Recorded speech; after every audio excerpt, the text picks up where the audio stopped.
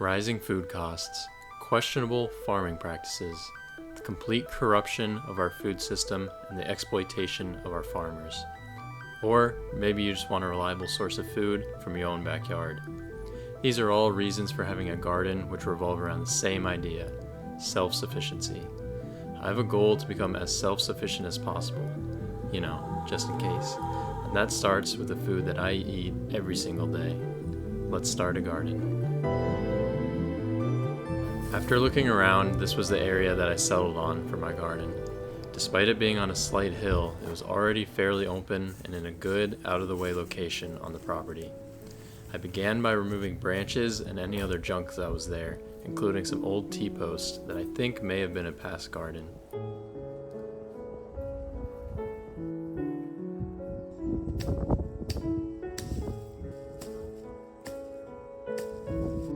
Once I cleared some of the saplings around the trees, the area was ready for some weed whacking.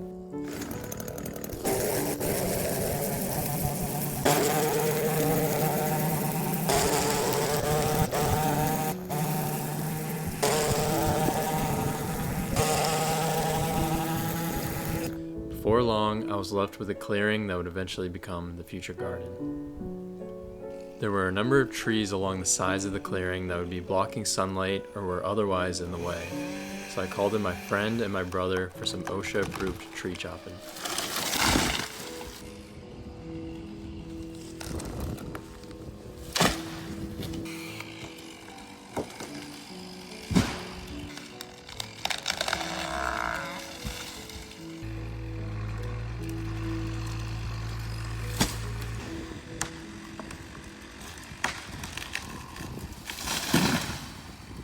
Now it was time for a fence. First, I put in some stakes and laid out a string to mark a perimeter that was 24 by 48 feet long. I was then able to mark the location of the post holes every 8 feet and start digging. I tried using an auger at first, but the ground was far too rocky and full of roots for the auger to be effective. I eventually just used a digging bar and a post hole digger to get all of the holes to a depth of 30 inches. This took a while.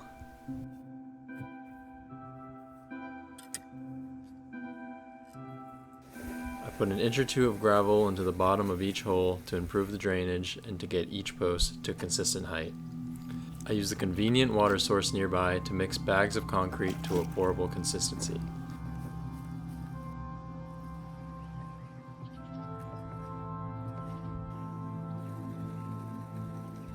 After pouring, I attached some supports and made any final adjustments to get it level.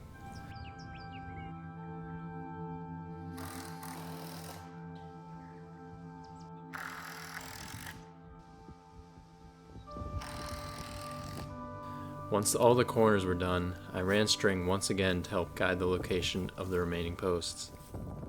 Now it was time to rinse and repeat for the rest.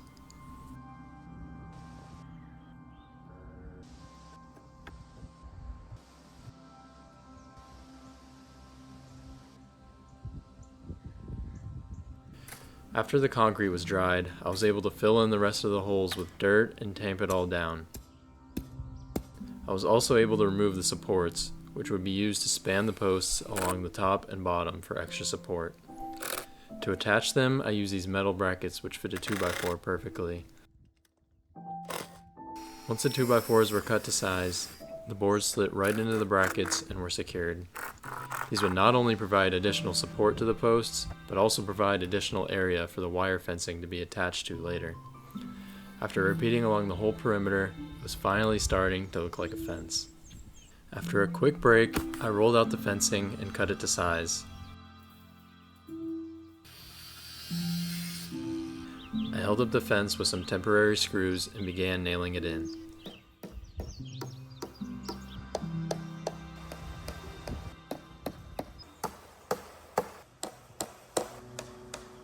The technique that ended up working best for me was weaving a metal rod in between the fencing, then attaching ratchet straps to the rod and pulling it tight. For the bottom section, I also had to cut it to the correct height. After cutting, the wires that were sticking out were sunk into the ground to try to prevent animals from digging under the fence. Where the top and bottom sections of the fencing met, I put the adjacent wires through a staple and pinched them shut to close the gap between them. Before long, I had every side done, and this fence might just keep the deer out. All that was left was building a gate. At the gate opening, I added another board spanning the posts to prevent the weight of the gate from making the posts lean. Unlike the others, I made sure to get this board level so that it would match with the gate.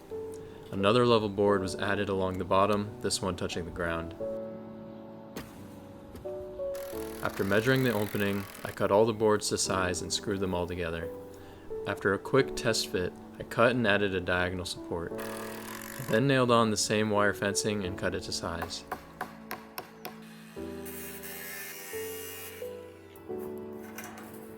Finally, I could attach the hinges as well as the latch and the handle to finally finish off this fence. Won't be a garden without anything to plant, so let's start some seeds. I use this wire rack for the base of my seed starting station. 2 lights were attached at each level initially, but I later changed this to have 3 lights on each of the 2 bottom levels to give the seedlings more light. I hooked up a timer which allowed me to easily program when the lights would be on. I bought some seed starting trays and started filling them with seed starting mix, packing it down gently until the mix sat slightly below the top of the tray. I watered the mix and allowed it sit until fully absorbed. Now that the mix was prepared, I began laying down seeds 2 or 3 at a time until each cell, making sure to label the rows. I then sprinkled a bit more mix on top of the seeds before patting them down gently once again. Not all seeds will need to be started in advance, so just follow the instructions on each seed packet. With 2 trays done, I placed them under the lights and waited.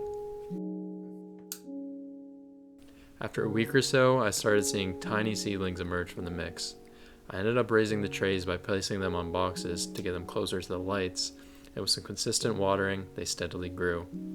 And after a few months, if you're lucky like me, maybe half your seeds will live to see the garden.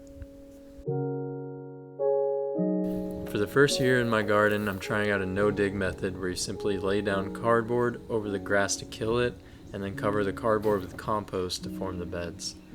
I found a guy selling compost on Marketplace for the low, so after loading up, I began laying down the cardboard in the shape I wanted and dumped the compost on top. I then spread it all out until it was a couple inches thick.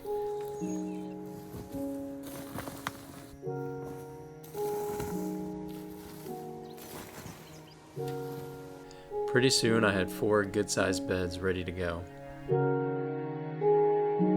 Now for the fun part. For my seedlings, I dug small holes into the compost before removing each seedling from its cell and placing it in the compost.